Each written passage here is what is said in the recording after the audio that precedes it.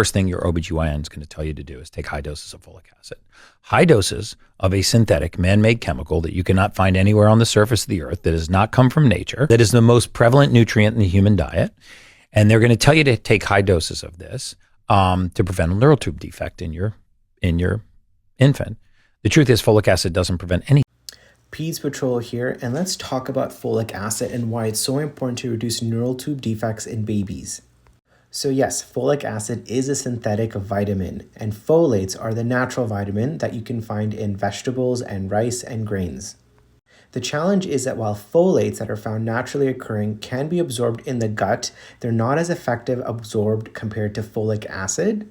The other thing is that folates are naturally heat labile and also water soluble, which means that if you cook or bake or do anything with your vegetables, they may reduce the concentration of folates in that specific meal.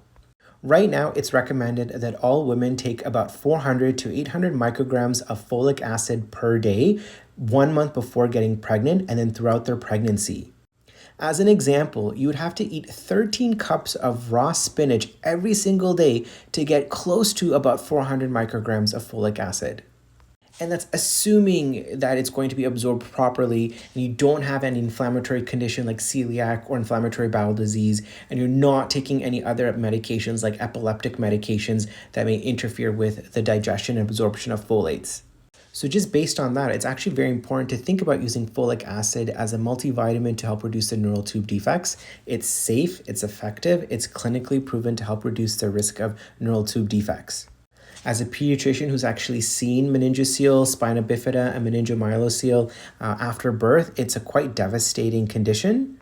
Sometimes it requires surgery, antibiotics, and it can affect a child's growth and development going forward in the future.